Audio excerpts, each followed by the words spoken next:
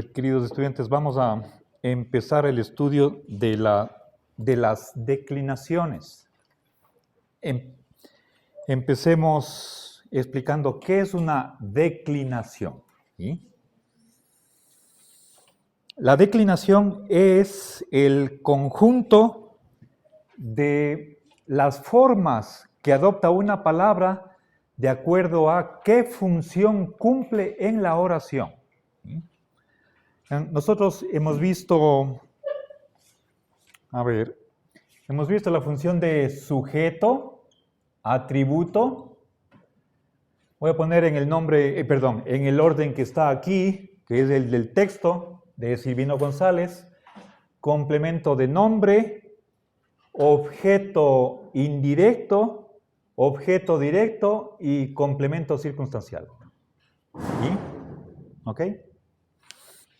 Bien. Ahora, estas son funciones.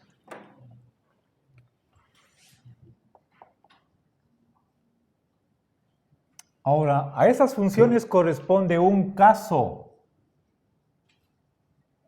Simplemente caso es una categoría gramatical. Si ustedes ven en la tabla de fémina, entonces van a encontrar en la columna de la izquierda, donde están declinada la palabra fémina, nominativo, genitivo, dativo, acusativo, ablativo. ¿Sí ven eso? Esos son los casos. ¿Sí? Se abrevia simplemente con la letra inicial. La primera es nominativo, segundo es genitivo, objeto indirecto es dativo. Esto viene del verbo dar, dodas dare. El directo es acusativo, del verbo acusar. Y el circunstancial es el ablativo. ¿Sí? Bien, por lo tanto, y se añade uno más que es el vocativo. Esto nosotros no hemos visto y creo que recién aparece en el capítulo 3, cuando estudiemos la segunda declinación. ¿Qué es el vocativo?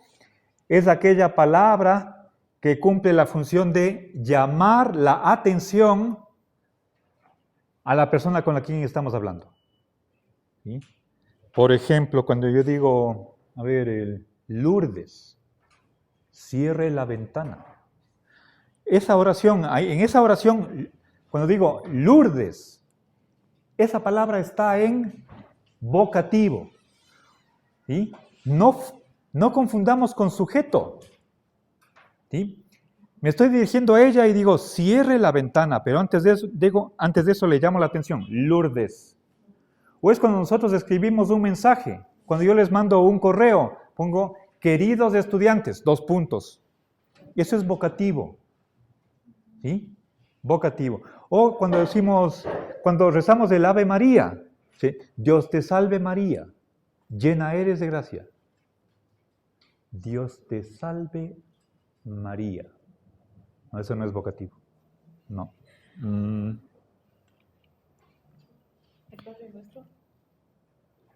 Padre nuestro que estás en los cielos.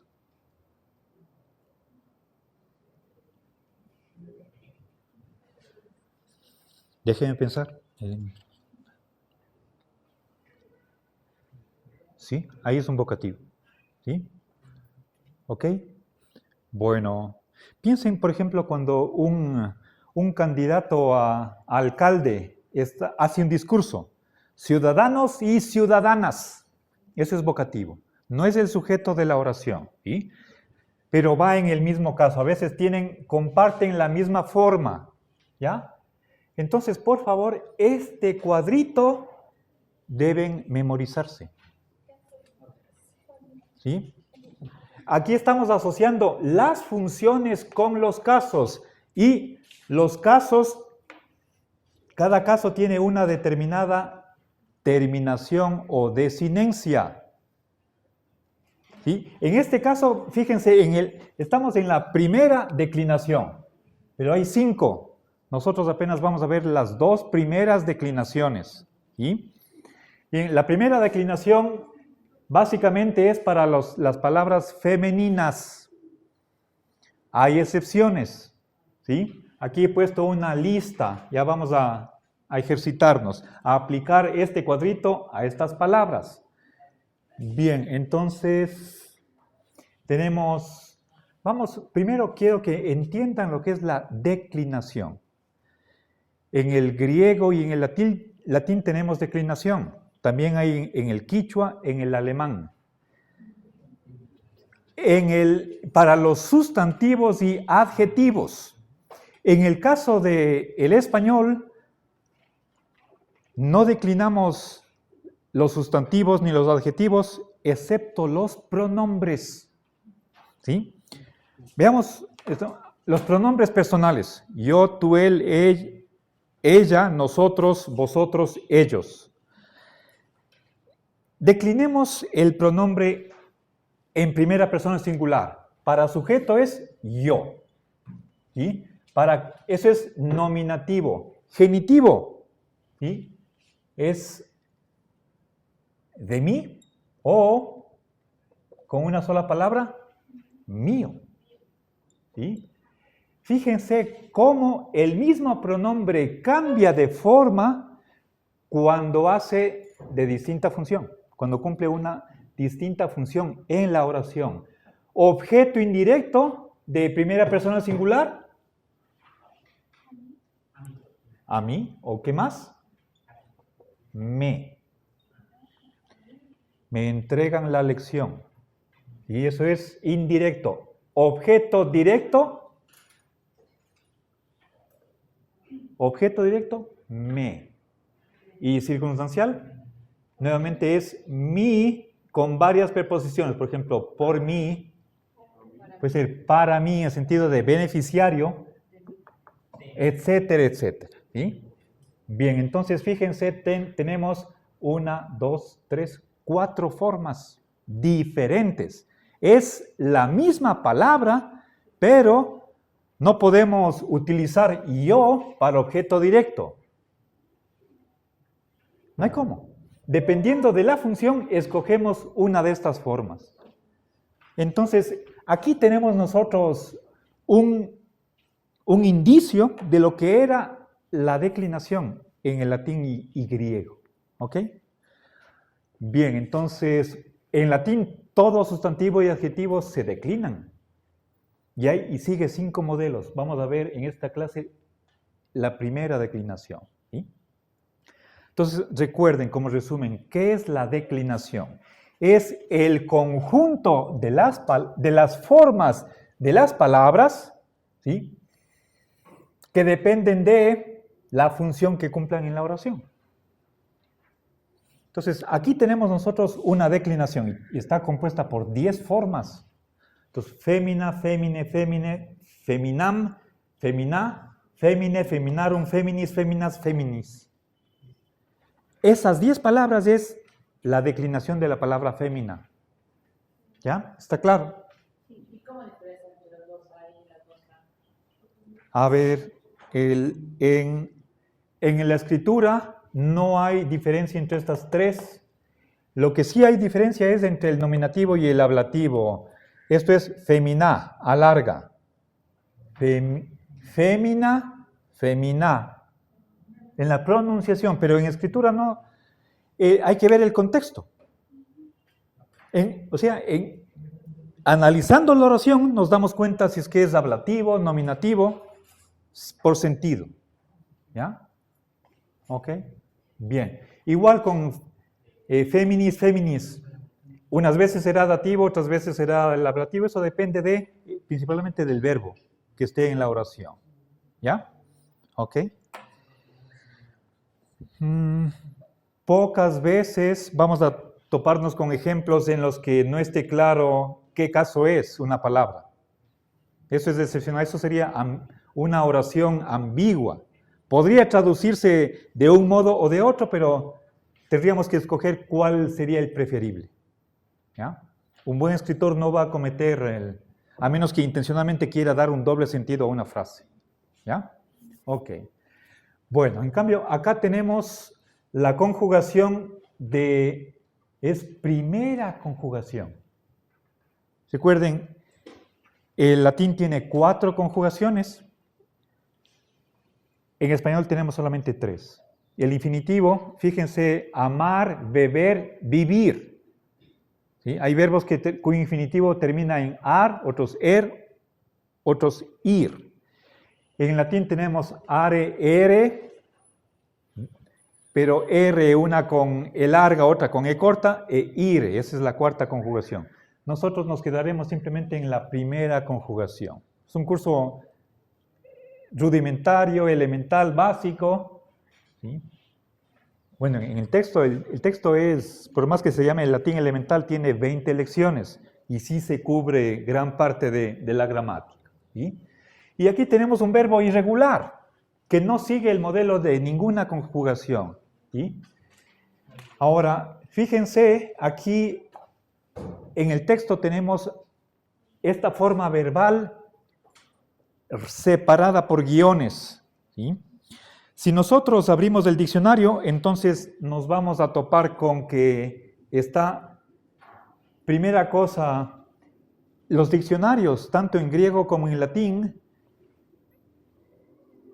introducen los sustantivos, en este caso los verbos, no por el infinitivo, como es en el caso del español, sino por la primera persona del singular, presente de indicativo de voz activa. ¿Sí?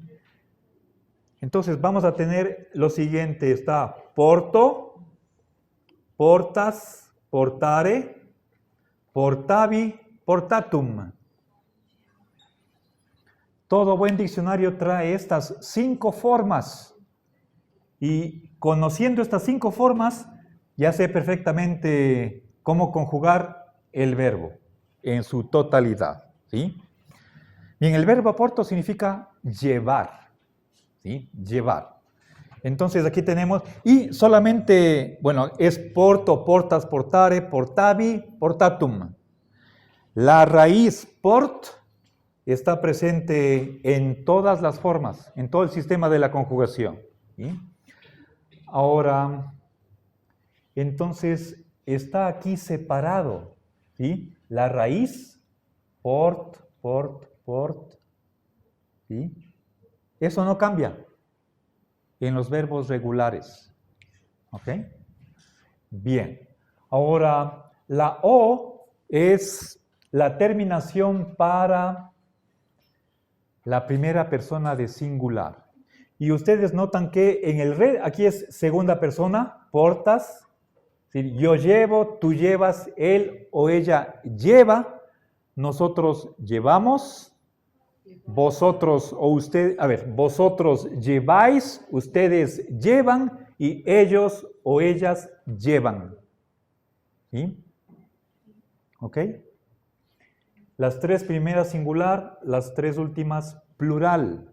Y he puesto con verde la sílaba que lleva la fuerza de voz. Entonces, porto, portas, portat, por favor, pinten el acento en sus libros para que pronuncien correctamente. ¿Sí? Primera y segunda del plural, la fuerza de voz va en la A. La A es señal de que estamos en la primera conjugación. Recuerden, tenemos el verbo porto, monio, legere, audio. Aquí están ejemplos de 4 conjugaciones. La A es señal de primera conjugación. La E, dependiendo si es de larga o corta, es segunda y tercera conjugación. La I es señal de cuarta conjugación.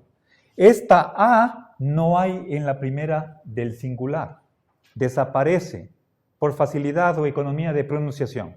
Para que no se topen 2 vocales fuertes, desaparece la A. Pero en el resto de personas está presente. ¿Sí? Ahora, en tercer lugar tenemos las desinencias personales. ST, mus, tis y NT. ¿Sí? ST, mus, tis, nt. Ustedes ven, en el texto están separadas estas tres partes. La raíz del verbo, la vocal de la conjugación, excepto en la primera del singular, y finalmente las desinencias personales. ¿Sí? Esta S aparece nuevamente en el verbo sum, que es irregular. SS, la T, mus, tis, nt. Las desinencias personales están en todos los tiempos y modos. ¿Sí? Bien, ¿sí comprenden? S, T, mus, tis, nt. ¿Ya? Ok. Y aquí los verbos irregulares, sí, fíjense, sum es est. Aquí la S no aparece en la segunda y tercera del singular, reaparece en la primera y tercera. Pero aquí tenemos otra raíz. ¿Sí? Ok, entonces el verbo sum tiene su propia manera de ser conjugado, no sigue los modelos de la 1 a la cuarta conjugación. Bien, entonces ya se me acabó la hora. La próxima haremos aplicación de la declinación y la conjugación a estas palabras. ¿Sí? Buena tarde.